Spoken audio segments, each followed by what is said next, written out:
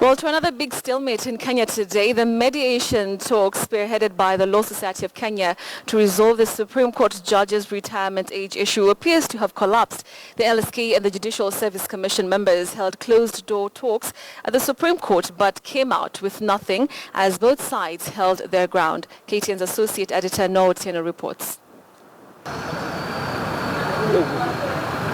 The 2.5-hour talks meant to circumvent a possibly long litigation process at the Supreme Court ironically served as what might be the final nail in the coffin of the mediation process.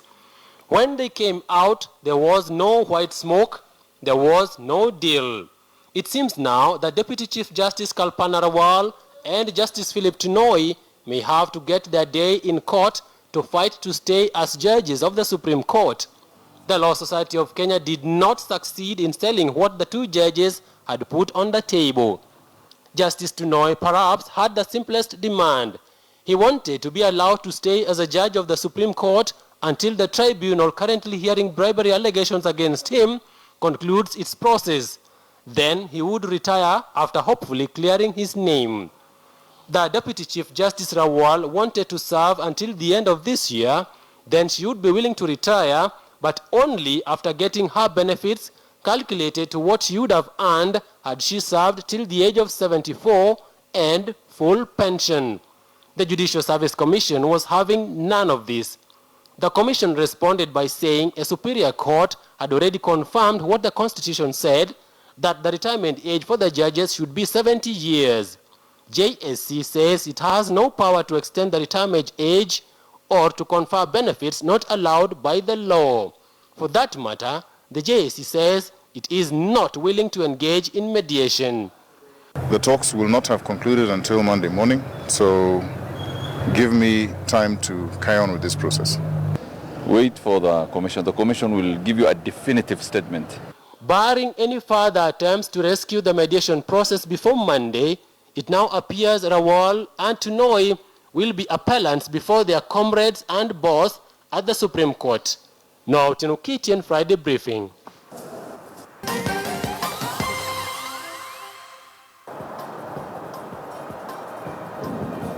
Welcome back to Friday Briefing. Now, former TV presenter Louis Otieno has told an inquest sitting in Kibera that Chepchumba was sexually abused by a family member of hers.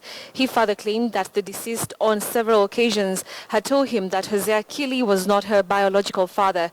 Chepchumba was found lying dead on her bed at Santonia Court in Kilimani on 14th February 2012. Take a look. The former television anchor Louis Otieno told the inquest probing the death of Chepchumba that he never had any intimate relationship with the deceased.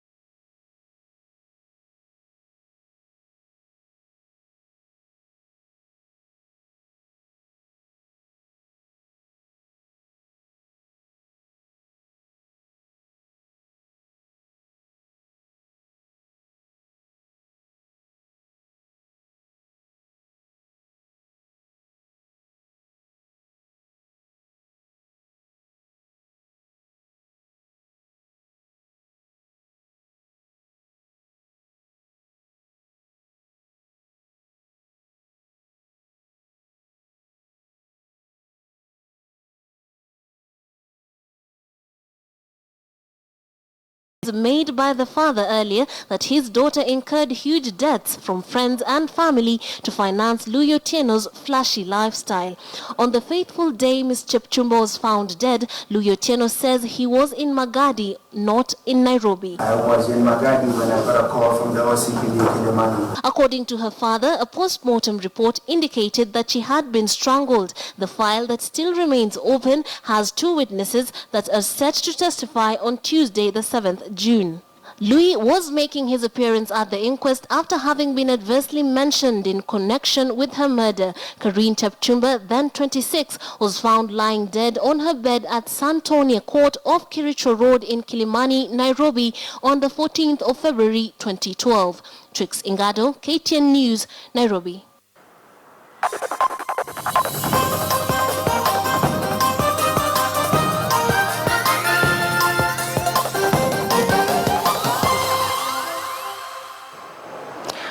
Right, thank you so much for staying with us here on Friday Briefing. It's now time for our guest anchor. But before he anchors as a guest, you said that you will beat me at my job. Of course, I think I'll perform Really? better. Of course? Yes. Okay, for that reason, No, but you're please, really good though. my auto cue operator, make sure that he has a hard time tonight. With auto cue. Yes. We'll see. Let's see. Thank you so much. Johnson Sakaja, TNA Chair-nominated Member of Parliament and also an aspirant in the race for the Nairobi gubernatorial seat. Yes. First things first, if you aren't here right now, what would you be doing? Being, a youthful person, what is it that you'd be doing on a Friday night? On a Friday night, I'll probably Say the truth. I'll probably be somewhere in Nairobi. What do you mean somewhere in Nairobi? Normally Friday afternoons I move around just to visit young guys. So I'll probably be in Isili or South Sea. Really? Yeah. Okay. With young guys. With just young chilling. guys, chilling. And listening to them. And listening. Yeah, I love doing that on Fridays. All right, interesting. So there's so many things that people probably do not know about you. And, I was researching about you. Yes. And there are several things that came out that I think were really, came out strong. First of all, that at some point in your life, you were a driver. Is that true, first of all? That's one thing many Kenyans don't know. I started my political career around 11 years ago. Yeah. But the only way I could get in was as a driver. So I started my political career as a driver. How is that? Because most of our politicians, that's not the way they started. I was a driver. I was in campus at that time, campus politics. I was also trying to find a way to, pay my school fees. Right. Because we didn't have a lot of money then. And so an opening came up. There was a director of youth in the Kibaki campaign, who is my good friend, called Patrick. And so he needed a driver. And so I got a job. But for a month or so, I exceeded. I performed better.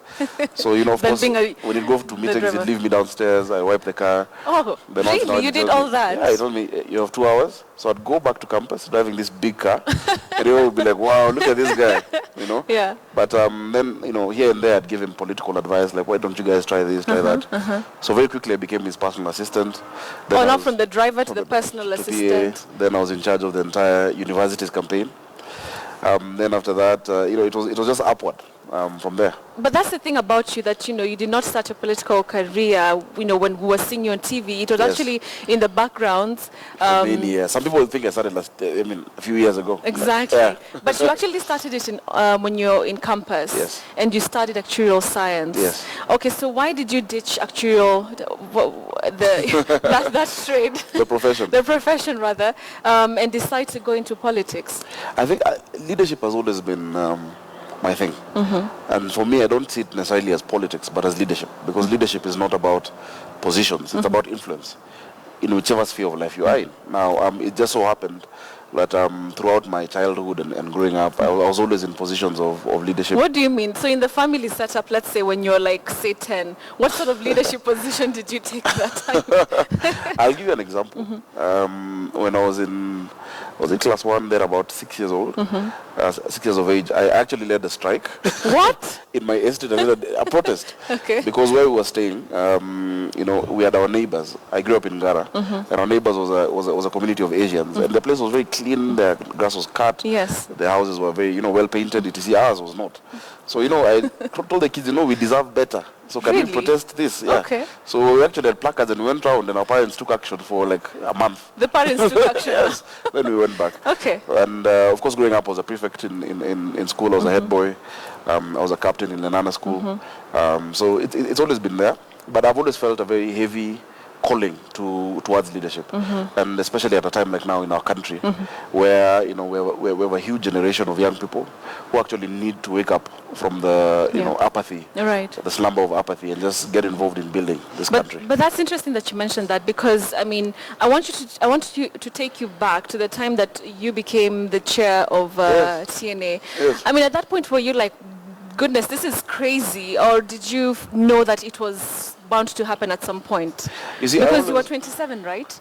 Yes, I became chairman of TNA at 27. Okay, I won't say that who's on that age right now. Of course, at that time, and even now, I was the youngest chair of a ruling party. Yes. I mean, of a party. Yes. In the country. Today, I'm still the youngest chair of a ruling party in the world. So, in the beginning, it was very difficult, leading not just people, but political leaders. Right. Older than your parents. Did they trust you when you came up with all these ideas? Did they think like, no, who is this anatuambia nini? In the beginning, many of them didn't. There was a lot of skepticism. They thought President Uhuru Kenyatta had lost his mind. Right. In fact, there's a blog I saw the other day, or rather I saw then, but Will Sakaja's inexperience cost Uhuru the presidency. Okay. So the 20th of May 2012, when he launched the party, and I got many young people, we had a point to prove. Yeah. And in less than 10 months, we won the presidency.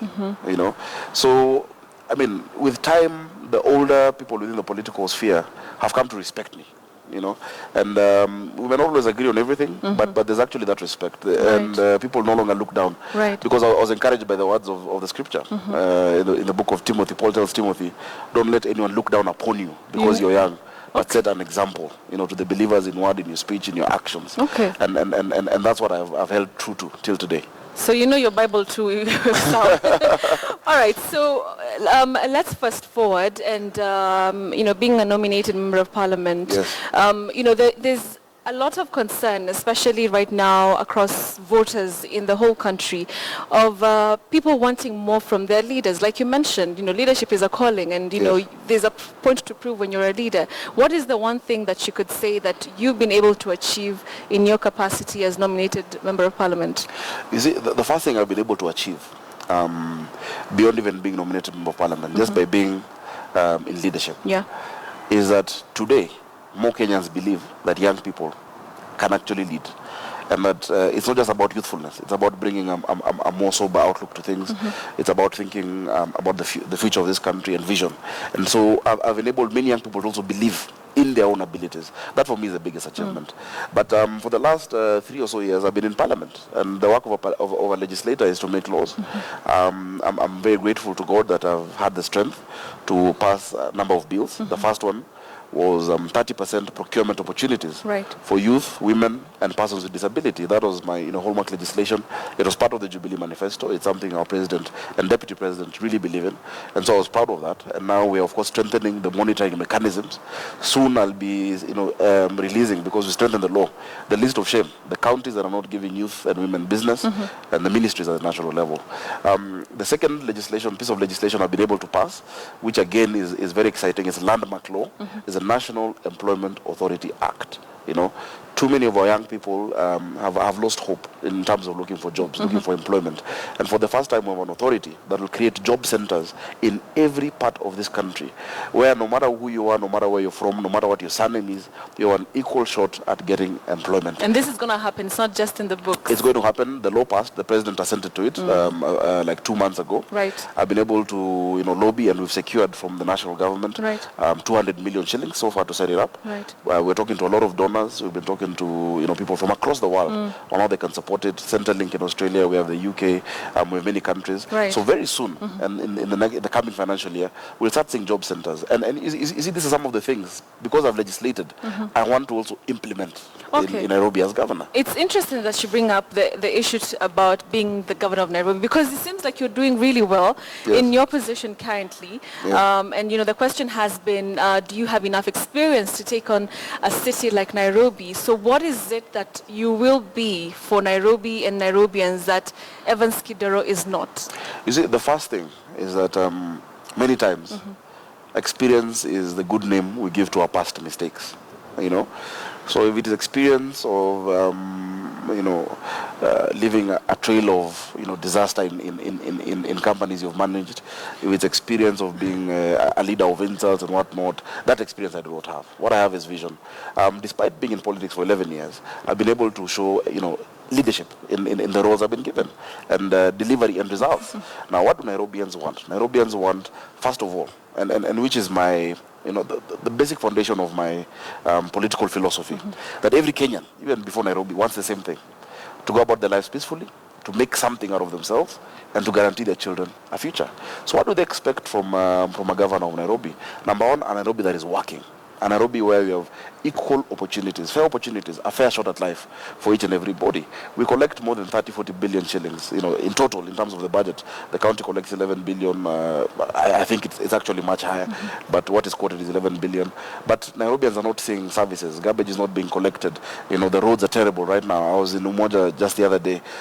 It's like driving on the moon, Young people are not getting opportunities to do business, opportunities to grow.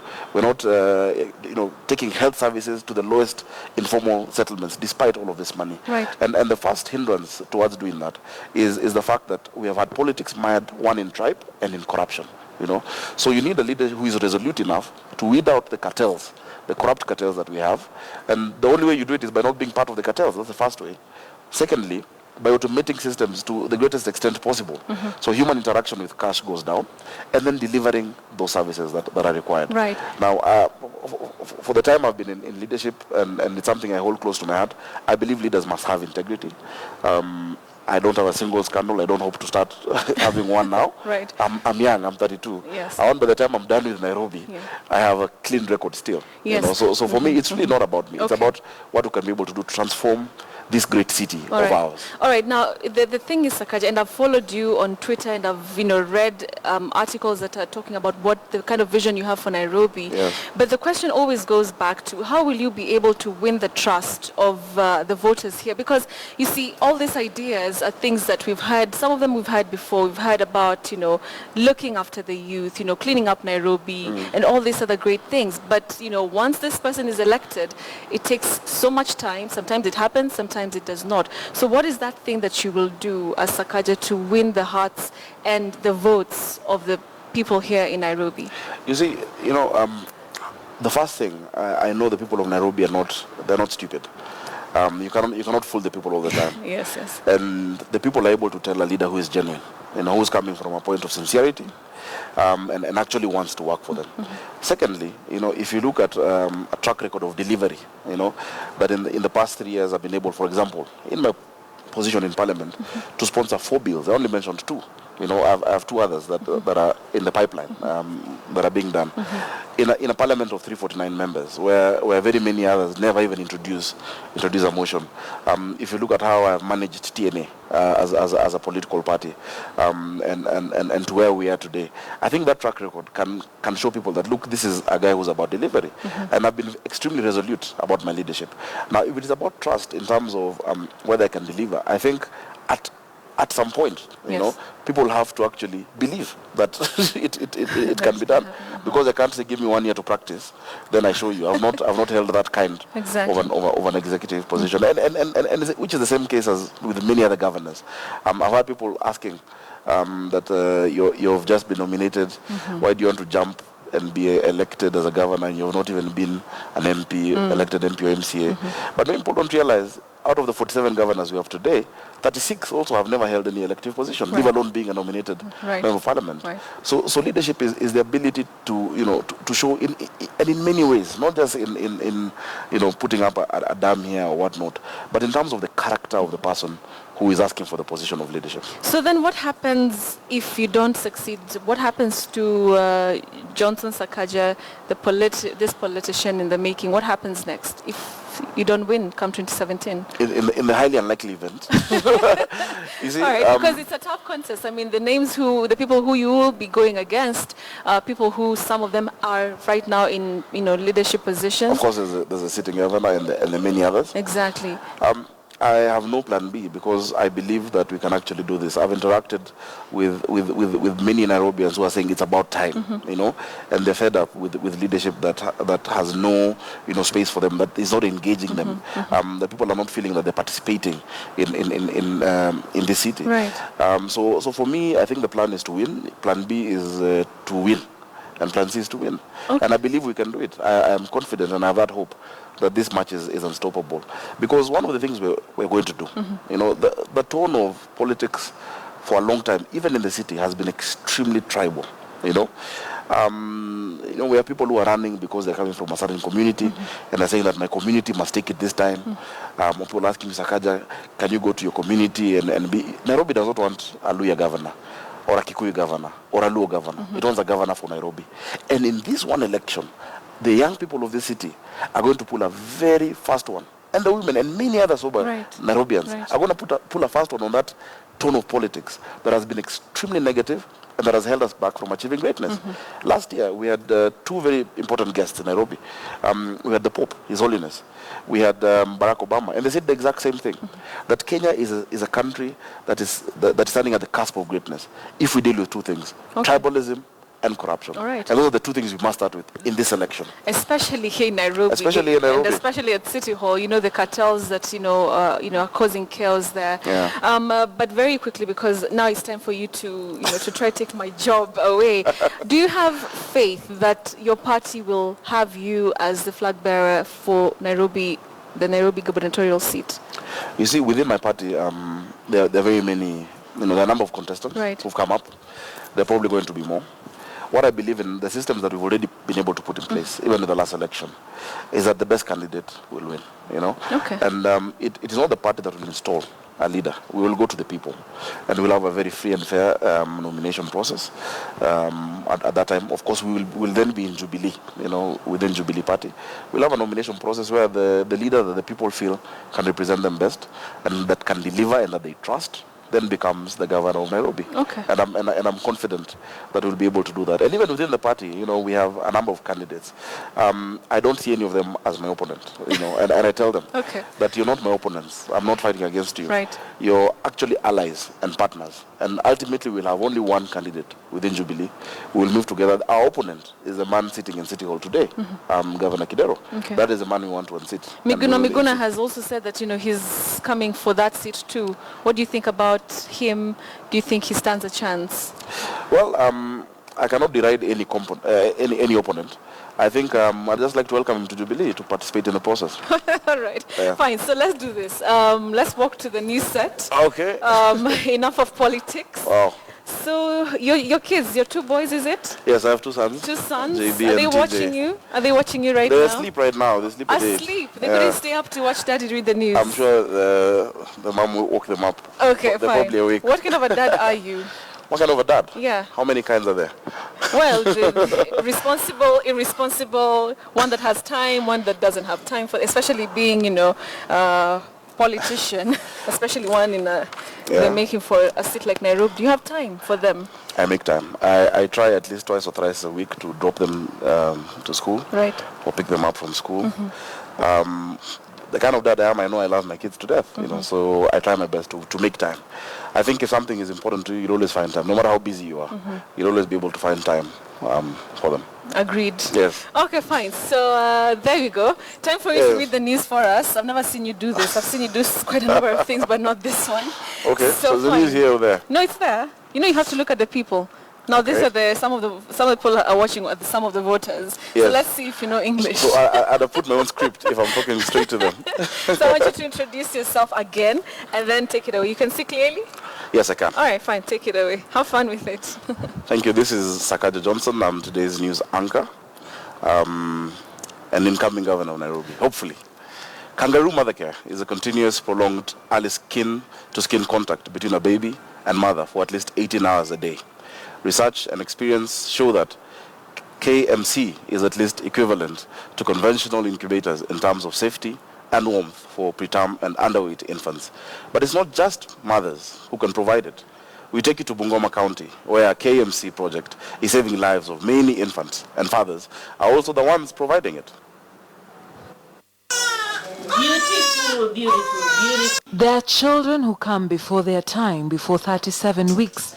Children born so small, some as light as half a kilo. Without the proper, delicate care, they will not survive, especially if their mothers are also scared and don't know what to do. Bungoma County has a narrative of twinning, teenage and multiple pregnancies. Health officials tells us factors which contribute, though not entirely, to preterm pregnancies. 1 in 3 bats are either low weight or preterm. The staff at the Bungoma County Referral Hospital is often overwhelmed, and the incubators that help preterm babies survive are too few and unreliable. So in 2014, with the help of Save the Children, this facility was the first to adopt the Kangaroo Mother Care, a continuous prolonged skin-to-skin contact between the baby and mother, adopted from how the kangaroo carries its child, first practiced in Colombia. Babies who are unstable receive oxygen and are fed intravenously before they come to the KMC unit. At that time, most of them have weights of about 1.3 to 1.4 kilos. Then we start them on Kangaroo Mother Cares. The mothers put the babies on their skin and they tie using kangas or lassos, and they're in this position for at least 18 hours in a day. So they gain weight and we discharge them at 2 kilos. Kangaroo Mother Care has got many advantages. It is cheap. We only need a reclining bed. Temperatures were maintained, and the babies actually also gaining of weight was much, much faster than even those babies in the incubators. It's cost effective. Anybody can do it. A father, a mother, grandmother. The women are also taught how to manage infections and changes even after they are discharged. Jane Messiah gave birth to twins after laboring for 5 days in the last week of May, her 7th pregnancy. They were almost 4 weeks preterm. She knows about KMC by heart. Her son weighed 2.3 kilos and his twin sister 1.8. She had already been discharged but came back when the younger twin got ill. But it's her class 7 firstborn daughter that helps her. Her husband... Yani ninaona tu sasa akikaa kuweka kangaroo sisi mimi nitakosa kula alafu hawa watashipa. It's taken a joint effort to support the women who come for the KMC, especially after the children get past their first birthday. And reaching out also to husbands remains a priority. So over time, we've also seen men coming in very strongly to support their women, especially in ensuring that they provide the needed care for the newborns. Larry Blessings was born a week before his time. His 27-year-old father Meshak Wekesa and his mother, 20-year-old Brenda Chemutai, expected him to be heavier, 4 kilos at least. He weighed in at 2.1.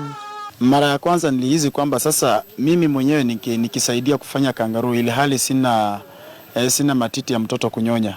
Unaona? Sasa hiyo hali ikakuwa ngumu kwamba mamake akiwa mbali na sina matiti, mtoto akianza kulia nitamsaidia namna gani? Mtoto anahitaji upendo kwa wazazi wote wawili. Preterm babies survive given the care and chance. With the right supplements, rickets and anemia of prematurity can be avoided. KMC helps mothers, especially those at the margins of privilege, and it is an affirmation that it takes a village to raise a child, because anyone can do it, grandmothers, sisters, husbands, friends, just as long as they understand and are motivated to do it. Dorcas Wangera, KTN News, Bungoma County. That is really, really nice. Kangaroo dads, would you do that? Oh, of course I would. Would you have the time? It needs a lot of time. Yeah. But going back to you as a guest anchor, I think, I have to give credit where it's due. And I think you did a good job. You were even pausing so we can feel that emotion. So I'm going to give you 9 out of 10. I can't give you 10 because 10 means that you should be here and not me. Has someone else ever got a 9 out of 10? Of course. Who? What do you mean? So many people. Many other guests? Yeah. Thank you, I'll take that. Take it. I'll take that. All right, so thank you so much. Tell us how you think he fared. I'm seeing very many comments coming through, about him, and of course your regards, your aspirations to be the Nairobi governor. Thank you so much for all your comments. Did you like anchoring the news? Do you think it's something I really enjoyed it. Okay. Yeah, maybe after my 2 terms as governor, I'll be a news anchor. 2 terms? Yeah. What's this thing? African quest for power? No, we have 2 terms in the constitution. Okay, but okay, fine. So, all right. So we want also to take a break, but before then, we want to remind you of our big question tonight. It's a very interesting one that I had asked you about. Yes. Moses Kuria's sentiments and what he was able to say. But as TNA chair, you said that this is not going to happen. Yeah, I mean, I was clear. That is not. I mean, if we do that, there'll be no difference between CORD and Jubilee and what we've been speaking against. And the president was very clear today that we must follow the rule of law. We believe in the constitution. An eye for an eye, always our side. So Jubilee will not take people to the streets. We believe that consensus can be found within the constitution and within the institutions we have. Right. Of course, CORD is behaving like this. There's a silent majority that are not going to the streets. So when you say we have the people and you're showing it, the people are tempted. I understand where his motivation would be to also show that we have numbers. But that is not a wise thing to do, and we will not do that. And as chair of TNA, I can say that.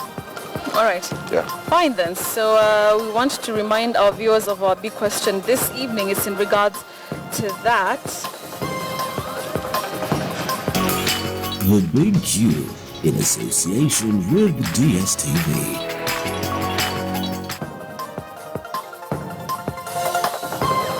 Right, and we're asking you, should the police allow both CORD and Kuria supporters to exercise their rights to hold demonstrations? That's our big question tonight. Remember, we'd like to hear your thoughts on it. Do tweet me at Bessie M. Kialo, or you can also use the hashtag Friday Briefing, and we'll be taking a look at your responses as we proceed to wind up a Friday Briefing this evening.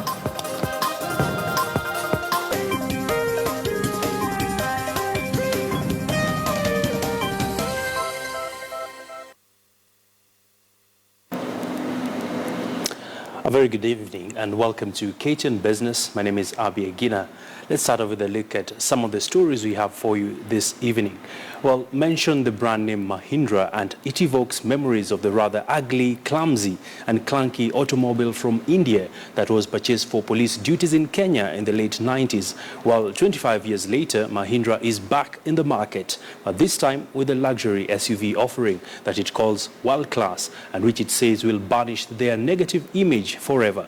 Peter Akaba attended the official launch of the XUV 500 and gives us a first-hand look at the machine. Mahindra. In the 90s, the whipping boy for Kenyans for all manner of government misdemeanor. Back then, the rickety cars were the vehicular expression of all that was wrong with government and society and embodied the corruption and decay that was eating at Kenya's soul. Not built to last and certainly not fit for Kenya's tough motoring conditions, as they were consigned to the scrap heap one after the other, there was really no love lost with an economy that felt that in the Mahindra as a nation, we had been taken for a ride. Fast forward to today and the XUV 500, which according to Xylon Motors, is the embodiment of world-class luxury and sophistication. The SUV, very far removed from the Mahindras of old, has already cut its teeth in other markets, and the Kenyan market is its first foray into Africa.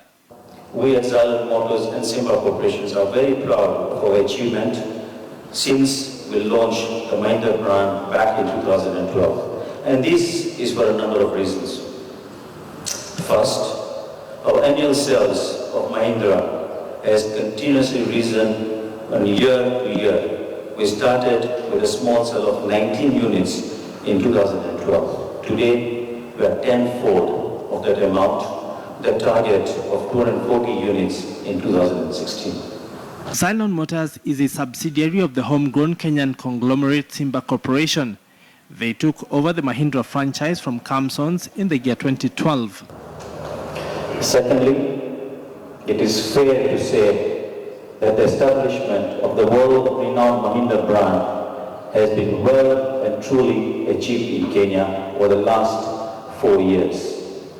This is as a result of success not only in our sales, which I would say is more than 500 units on the road over the last 4 years, but also because of our commitment and investment in after-sales service.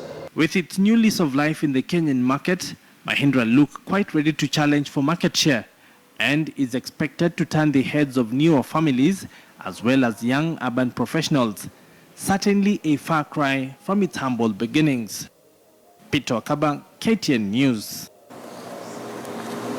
Well, Kampala, Uganda has become the 462th city globally to host an Uber service. With the launch of Uber, Kampala now joins the list of smart transportation hubs in Africa and is expected to effectively disrupt the rigid, chaotic and cartel-like transport marketplace in the Pearl of Africa. Uber provides a platform to connect drivers with riders in real time while also ensuring an affordable, safe and reliable way to get across the city. Kampala is notorious for its chaotic traffic jams, noisy two-wheeler taxis that do nothing to ease the congestion, and a me-first attitude that see intersections clog all the time. To celebrate Uber's launch in Kampala, the service will be providing free rides for all Ugandans between the 2nd and the 5th of June. From Uganda, let's shift gears to Rwanda. Well, Rwanda authorities have launched a campaign to clear street vendors from the capital city of Kigali by encouraging them to form registered cooperatives or find formal work as they try to raise taxes and make the city even tidier. And as Joy Dorin Bureau reports, little or no knowledge of financial literacy could make it difficult to execute the new plan. Boasting of one of the cleanest urban centers in Africa, authorities in Rwanda's capital want thousands of street hawkers to form registered cooperatives or find formal work as they try to raise taxes and rid the city of street vendors. The city, Kigali, has a reputation for order that is rare on a continent of sprawling and sometimes chaotic metropoles, and lately city authorities have stepped up measures against hawkers on the street, which some activists say is draconian. Kigali Mayor Monique Mukaruliza said last week that street vendors are an impediment to cleanliness. In some of the city's busiest areas, city council officers have been chasing vendors and seizing their merchandise as part of the cleanup exercise. With a population of about 1.1 million, Kigali provides trade for street vendors who sell cheap and affordable goods but don't all enjoy a legal status. If I can no longer make a living doing this job, then it will be the end of my family. I left the village because there was nothing to do, and I'm not going to become a thief so that I can earn a living. I don't know how to do anything else. I didn't go to school. What else can I do? I can't tell you what will happen if they stop us to continue. Authorities say that the exercise will encourage hawkers to set up cooperatives and register businesses, both of which would pay taxes. Plastic bags may litter many African cities, but they are banned in Rwanda, so the capital and its lush green surrounds are free from ragged bits of plastic fluttering on fences or clogging drains. Nevertheless, thousands of hawkers, undeterred by what they say is police harassment, still offer juices and fruit or sell cheap sunglasses and trinkets, trying to make a living in a nation where per capita income is just $730 a year. We cannot compete with people who have stalls at the market because we do not have money to buy stalls at the market. What we are asking the authorities is to support us, to put us in one place, and we can even pay taxes. We don't mind doing that because when they come and take our products away and beat us, then we don't make a living and we suffer. If I'm arrested today then taken away, then I cannot earn a living. Kigali's mayor said the plan was making progress but noted that the authorities wish the process could be much quicker. Nairobi and Kampala cities have tried to rid the streets of vendors and hawkers through creation of night markets with little success. Joy Dorin Bira, KTN News. There, Joy. And on that note, that's how we wrap up KTN Business. I leave you with the day's financial report. And do have a restful and productive weekend ahead. My name is Abia Gina. Let's link up next week as Kenya reads the national budget. Financial markets in association with Enwell.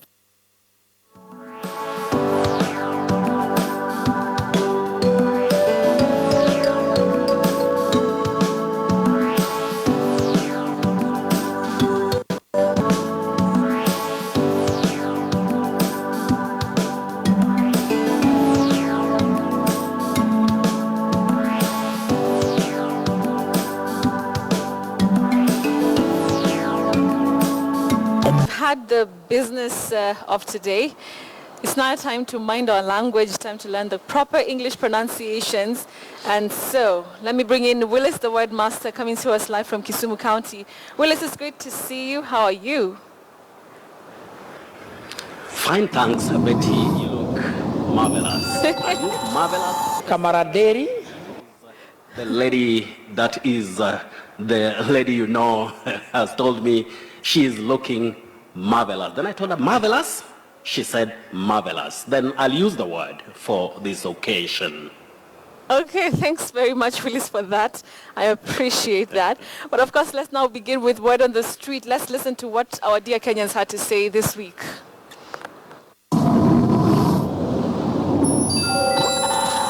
Camaraderie, camaraderie, camaraderie. Camaraderie, camaraderie, camaraderie. Camaraderie, camaraderie, camaraderie, camaraderie, Camaraderie, camaraderie. camaraderie, camaraderie, Camaraderie, camaraderie. camaraderie, camaraderie.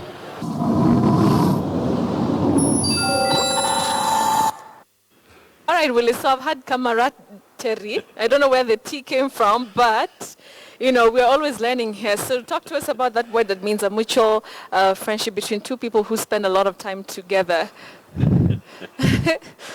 You know, Nicholas Amboro, my cameraman in Kisumu, is already nodding his head, Betty, because he has had something like camaraderie, camaraderie, and camaraderie. But that's anyway, a tough one. Sometimes such words, it's a tough one, and it can be a tricky one, but we say camaraderie, camaraderie. We have that stress on ra, raderie, camaraderie, and I believe also the Kilifi man, that is Juma Mtawazo, who really wanted this word pronounced.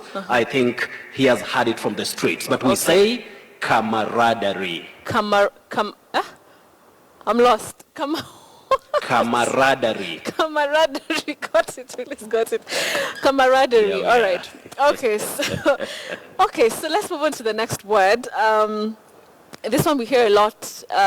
Austerity measures. We go back to that pronunciation of the AU, that the two words, the two letters that have one sound. We are talking about austerity. Yeah. So I think also the man that is Waidaka Douglas, he should be getting it, austerity. So A and U combine to form the long vowel sound O, austerity, not austerity. Yes. All right, got it, Willis. It's also the way we don't say August, right? But we say August, right? We say August. But when we are talking about Parliament, Betty, we say August. August, that is the adjective. August house, there's a stress on gust. But when we talk about the month, we say August with that primary stress at the onset. At the onset. Okay, Willis, got it. I love how you explained that. The primary stress at the onset, not at the beginning, but at the onset. Okay, Willis. At the beginning or onset. Or onset, okay. So moving on to another word. Now this particular word was asked by a student, a primary school student, who came home, and the parent asked me to ask you this word. And the teacher in the school told them that you say millet and not millet. You know, we know millet, as millet, but this time, this kid came home and said, no, we'd actually say it as millet. Is that correct? That teacher deserves a pat on the back. And you remember, Betty, one time I told you that there are so many Kenyans out there who know how to pronounce some of these words. Just like that teacher. You know, letter E in millet, in most cases with us, what we see is millet. But you say millet. When you want to use millet, you have to be sure about the weak vowel sound, millet. That is as an approximation. But you say millet or millet, fillet or fillet, but with a weak sound If you choose to say let, you say let with that sure, the weak sound All right, Willis. So I'm imagining Mill it, yeah. fill it. So I'm imagining you go to a restaurant and you say, I want a fish fillet. Will they understand what you want? They'll be like, no, we don't serve that in this restaurant. So it's fillet. But I've always said something that not knowing, you see, like you go to a court of law. Yes. They say ignorance is no defense. That is in a court of law. That is where, if it's a case of interpreting or applying the law, you have to know how to handle it. This should also be applied to language. But what we must be very careful about is when it comes to pronunciations, we are not talking about arithmetics. There are acceptable approximations, something close to that, because the essence of any language is communication. Yes. Okay. Got it, Willis. All right. So there's no excuse. No excuse. So it's, you should know fill it and mill it. Got it, Willis. All right. Now moving on to another word. Now this one, I'll spell it out. Hysteria. Hysteria. Hysteria. How do we say that one? That is, that word came from a man who calls himself Wafula Waf from Kach. I believe that must be Kakamega. Yeah, so we say hysteria. We don't say hi. We say he. Hysteria. Just like criteria, not teria. Yes. Okay. Teria. Hysteria. That is hysteria. Criteria, not hysteria. Criteria. Many people say criteria. We should avoid that. Okay. Yes. Criteria. You Criteria. said that? I'm even so nervous. I don't want to be wrong, Willis. Okay, fine. Criteria. Okay. Don't worry, Betty. Okay. Nobody can be totally perfect. And I'm using totally just for this case. But perfect is perfect without totally. Okay, Willis, what you said. Okay, Willis. Today you're a bit complicated with your words, Willis. I must give it to you. Okay, moving on to another word. Now this one, we really had this word being mentioned so many times in the last couple of weeks. Measles. How do we say that? Is it measles or measles? We say measles. What we should avoid is measles, which I've had a lot of it, and we should also avoid measles. Measles and measles, no. Especially in careers of serious communication, we should avoid that. Measles. Yeah. Just like disease, not disease. Disease with the voiced sound z. Measles, disease. Okay, fine. Ugonjwa. Wow. Okay, got it, Willis. Moving on to another word. Now, there's two words I want to give you. First of all, blood, like damu. And then there's also this other word that when something is not very clear, it's blood. So what's the difference between pronunciations of those two words? Are you talking about, when we talk of an image which is not clear or is less distinct? Okay, when we talk about that, that's B-L-U-R-R-E-D. That one has the long mid-central vowel sound, blood. When we talk about blood, damu, you say blood. Blood. Okay. That is the short mid-central vowel sound, a mid one, not mbele. Don't say blood. You say blood, damu. Then blood. That is when we talk of the adjective for less distinct or unclear, especially when we are talking about images. Okay. So let me go through that again, Willis, just to see if I've gotten it. So it's for blood, damu, it's blood, right? Blood. A short one. Blood. Okay. Blood. Okay. Yes. But then the other one is blood, right? Blood. Okay. Blood. Okay, good. It's slightly long. Okay, you fine. hesitate a bit. All right. Just like Betty, I would give you an example. When you talk about cat. Yeah. Paka, cat. C-A-T, cat. Then C-A-R-T, you say cat. It's now the low front vowel sound the long one, cat, because R is silent in the other word. Okay, Willis. Now, tonight I feel like we needed a blackboard or something. So English really is very complicated tonight. All right, Willis. Betty, I said English should be English. Okay, fine. Okay, Willis, let's move on to this English that is, complicated tonight. Moving on to our feedback question from Robinson Mirieri. He's talking about default. How do we say that very quickly? Betty, very quickly, I have to tell you that is one great banker in this country. Okay. And he loves English like nobody's business and loves KTN Friday briefing, mind your language. And I told him equity is equity. Now, Robinson Mirieri, we say default. Default. You can also say default. Okay. What you avoid is fouled. Don't say defouled or defouled. Yeah. No. Okay. Default. All right. Default. Mirieri, there you are. There you are, Mirieri, and it's equity, not equity. Okay. Moving on to our surprise word, Willis. Do we have one? We can't miss a surprise word. Okay, the English vocabulary is very wide or large, Betty. So when we see this word locally, we'll always say embargo. Arms embargo. Yeah, embargo. That is what we see. Yeah. But this word is embargo. Embargo. We don't say embargo. Embargo. Embargo. This is my surprise word for tonight. Embargo. Embargo. R is silent, so you say bar. After saying im, you have the stress bar. Embargo. Embargo. Right. Okay, got it. There you are. Just like we say embark.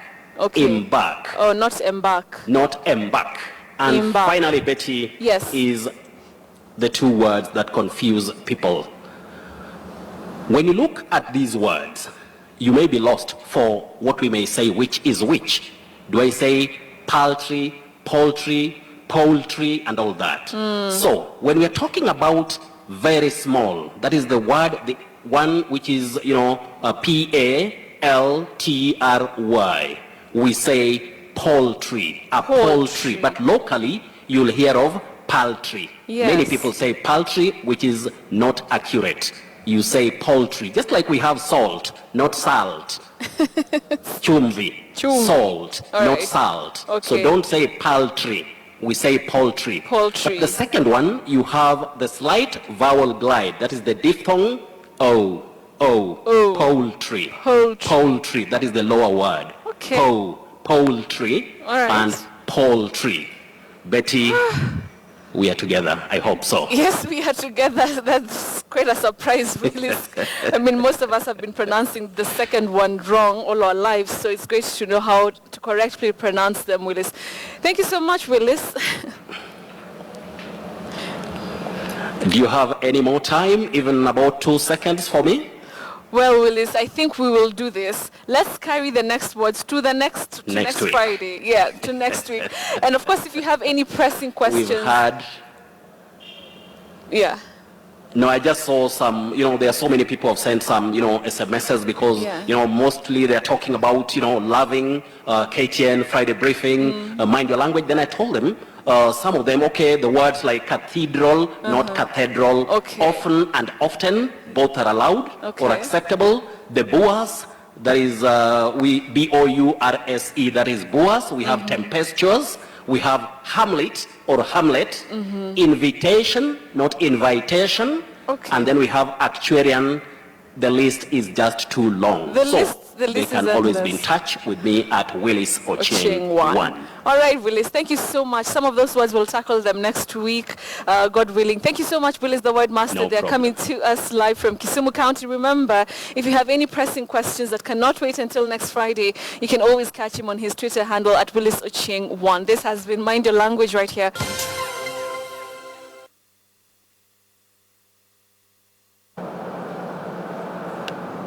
All right, time for us to take a look at sports news. And Harambee Stars head coach Stanley Okumbi will be seeking his first win as Kenya's head coach as Harambee Stars host Congo in an Africa Cup qualifiers on Sunday here in Nairobi. Stars have placed bottom of Group E after accumulating only 1 point, while Guinea-Bissau leads the group with 7 points. FC Jack Garden striker Michael Olunga linked up with the team and is expected to lead Kenya's attack on Sunday. Kenya failed to win any of her build-up matches to Sunday's clash after settling for draws against Tanzania and Sudan.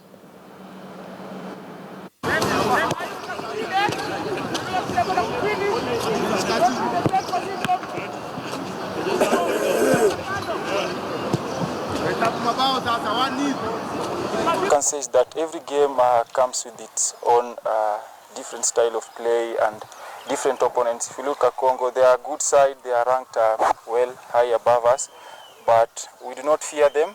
We're just going out there because we are going to play at home. Whoever is going to get the chance to start, I'm sure we are going to do our level best to enable us to get 3 points on Sunday. An impressive Juster Kwamese secured an important victory in the 10,000-meter World Championships qualifiers and sealed a ticket to the third edition of the World Deaf Athletics Championships in Bulgaria.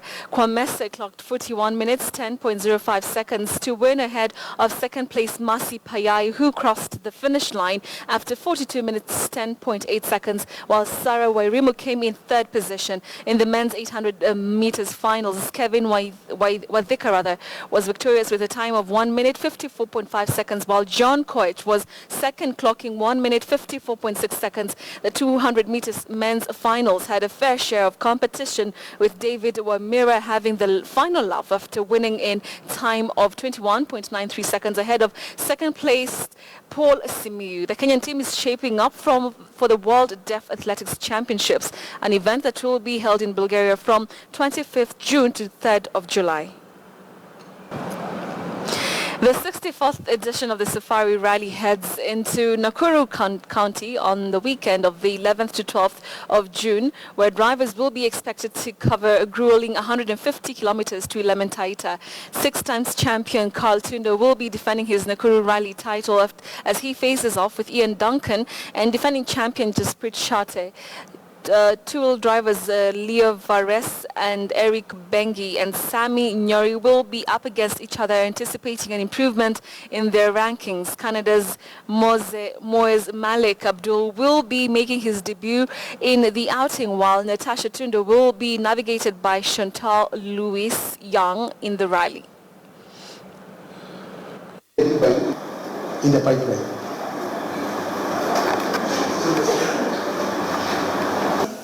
We are sponsoring more. We are putting in at least 45 million towards the rally to ensure a great experience for everyone.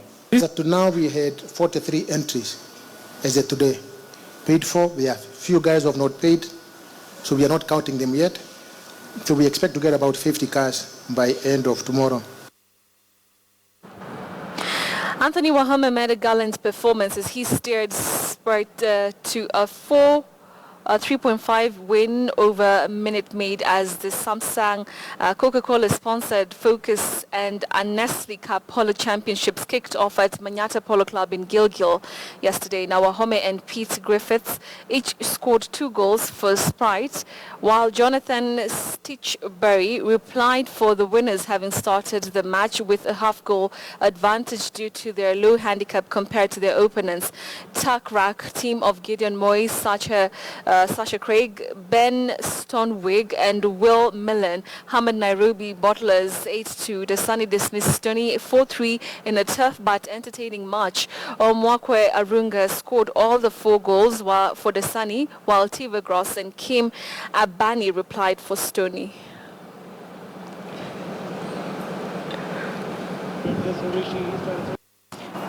Right, so it's time for us to end it. They say that good things always have to come to an end, sadly. But thank you so much for watching Friday Briefing. It's been great having your company tonight. I trust that you've enjoyed, especially I'm seeing very many comments about our guest Anka, and of course Willis the word master, who has told us that we say millet and not millet. Yeah. Did you know that? I didn't know that actually. Millet. And I would say millet. Yeah, right. And then there's also the we say embargo, but it's actually embargo. Embargo. I knew that one. You need okay. Yeah, there's one more that I'll have for him next week. Which one is that? that? You should ask him. In the oath of office for Parliament. Yeah. We say conscientiously. Okay, conscientious. And everyone has their own version of it. I know. Okay, fine. We'll take a look at that next week. But thank you so much. It's been great having you. I had a great time. I don't know. Did you enjoy it? I really enjoyed it. All right, fine. That's good. So, final words for the guys who are listening to you, watching you. Well, this is the camera. There's a moment of what can I say? I think at this time it's important for all Kenyans to know that in all our actions and what we're doing with the heated political climate, we must always remember that we are Kenyans. We are one country. If Kenya bans, we all ban, but we must stick to the law. Let us not allow our different, tribal or whatever other parochial, kind of following. That's important. Distract us from building the Kenya that we all deserve. That's important. Yeah. So we should see ourselves as one people. That's what I believe in. One people, which is very important, especially with the hate online and social media. There's too much hate online, Yes. and too much tone down. Too much negativity. Right. I think there's a lot of positive things we can talk about. Right. Wherever it is. So we need to tone that down. Okay. And let's always look for ways through which we can unite our people more. Unity is the best thing. Yeah. All right, but thank you so much for coming. It was great having you on the show. I really You should come back here. soon, as long as you don't take my job. Thank you so much for watching Friday Briefing. Always a pleasure having your company. Do be safe, That's actually very important also. Do not drink and drive. Be safe, especially today's Friday. Going into the weekend. Yeah. Be safe. It's end month. It's end month. People have been paid. But be safe. My name is Bessie Kialo. And you are? Sakaja Johnson. All right. Bye. Thank you so much for watching. Goodbye. Good night.